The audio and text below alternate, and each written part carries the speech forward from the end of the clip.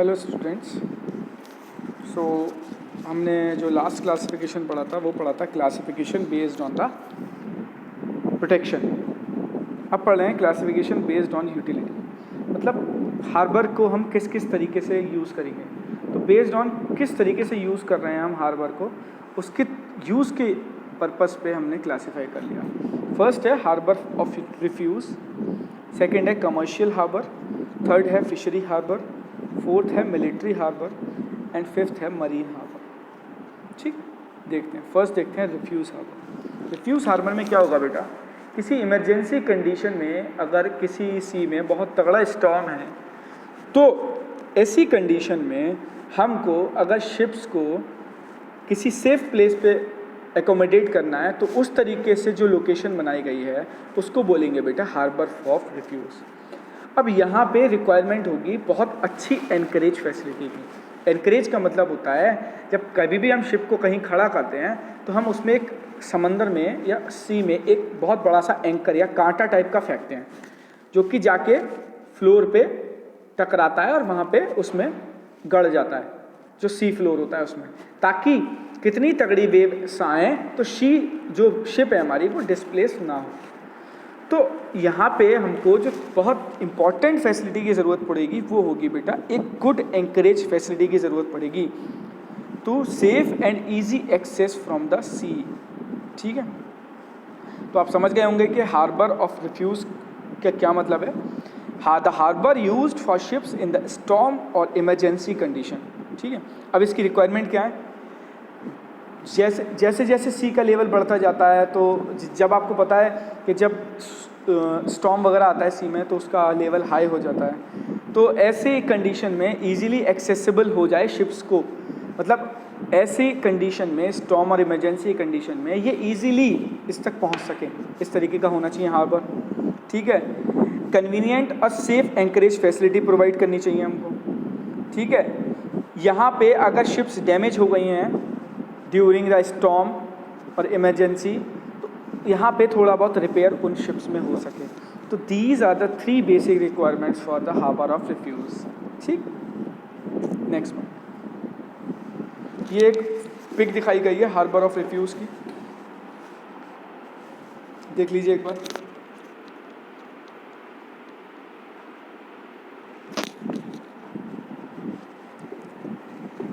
Next है बेटा commercial harbour.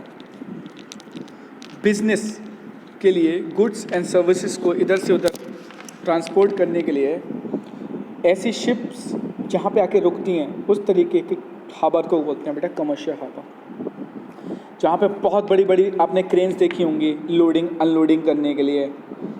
सही है, ये बहुत बड़े बड़े कॉम्प्लेक्स टाइप के होते हैं हार्बर, या फिर एक सिंगल यूनिट भी हो सकते हैं। ठीक है, और ठीक है, तो इसकी रिक्वायरमेंट देख लेते हैं।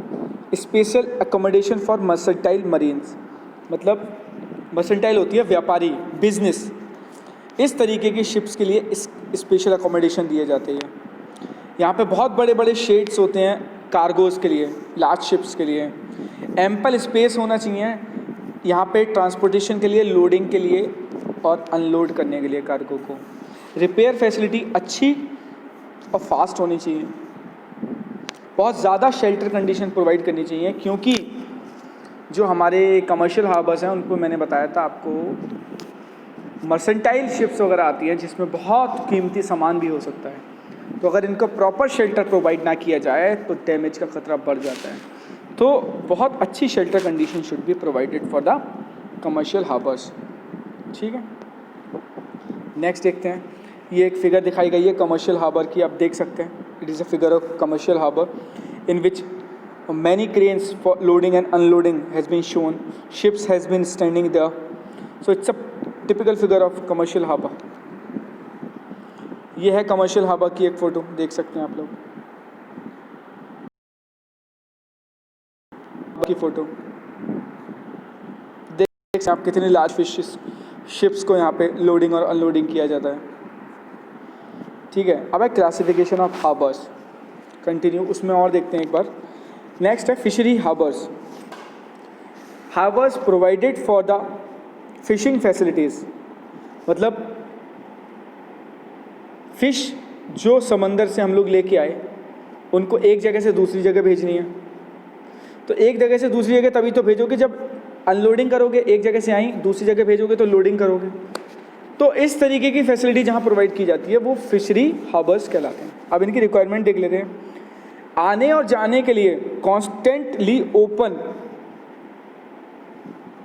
स्पेस चाहिए, ठीक है। लोडिंग अनलोडिंग फैसिलिटीज़ चाहिए, क्विक डिस्पैच फैसिलिटीज़ चाहिए। फ़िश को स्टोर करके रखने के लिए आज आई और मेरे को परसों भेजनी है तो 2 या 3 दिन मेरे को फ़िश को स्टोर करके रखना पड़ेगा, तो रेफ्रिजरेशन फैसिलिटीज़ होनी चाहिए, ठीक है। स्टोरिंग स्पेस होना चाहिए ताकि इजीली स्टोर कर सकें थोड़े टाइम के लिए।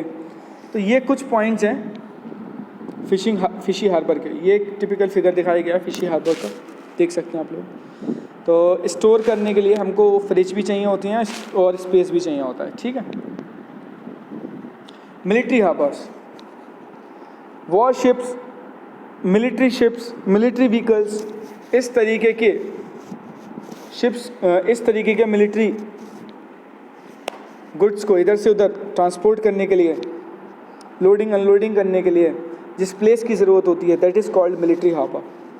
This harbour is made for accommodating naval crafts and serves as supply depot in the situation of war, one place to another place, war supply को, वॉर गुड्स को सप्लाई किया जाता है, ठीक है। The layout of this type of harbour is greatly influenced by its location. किस location में है ये, it will depend on very much on this कि ये किस लोकेशन में है।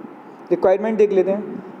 नवल वेशल्स के लिए आपको पता है बहुत महंगे हमारे जो नवल क्राफ्ट्स हैं बहुत महंगे होते हैं, तो इनके लिए प्रॉपर एकोमोडेशन होनी चाहिए ताकि इनको ईजिली स्टोर करके रख सकें, ठीक है। They serve as deport also. Mumbai and Cochin harbours have naval bases. Mumbai and Cochin harbours have naval bases. देख सकते हैं ये मिलिट्री हार्बर का एक दिखाया गया है आपको, ये है मिलिट्री हार्बर, कुछ पिक्स दिखाई गई हैं। फिर है marine harbours. A marine is a harbour providing facilities of fuel, goods, showers, telephones, etc. for small boat owners having temporary or permanent berths, ठीक है। इनका क्लासिफिकेशन 2 टाइप से किया गया है, large and smalls, which have 200 और more berths is called large marines. Small less than 100 berth को कहलाएगा स्मॉल मरीन्स, ठीक है। तो बर्थ क्या होती हैं, जहाँ पे एक बोट खड़ी होती है उसको एक बर्थ का नाम दे दिया गया है। तो 200 बोट्स खड़ी हो सकती हैं स्मॉल, तो 200 बर्थ हो गई। 100 बर्थ का मतलब 100 बोट्स खड़ी हो सकती हैं। क्या क्या प्रोवाइड करते हैं ये, फूड प्रोवाइड करते हैं, शॉवर्स प्रोवाइड करते हैं, फ्यूल प्रोवाइड करते हैं, टेलीफोन फैसिलिटी प्रोवाइड करते हैं, सही है। उनके लिए जिनके पास या तो थोड़ी देर के लिए आए हैं या इनकी परमानेंट एक बर्थ है जहाँ पे उनकी स्मॉल बोट या शिप खड़ी होती है, ठीक है।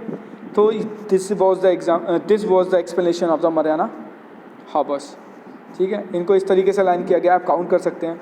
एक बर्थ से दूसरे बर्थ के बीच में 6 से 5 मीटर का स्पेस है, ठीक है। ये देखिए आप, ये मरीना हार्बर्स शो किए गए हैं,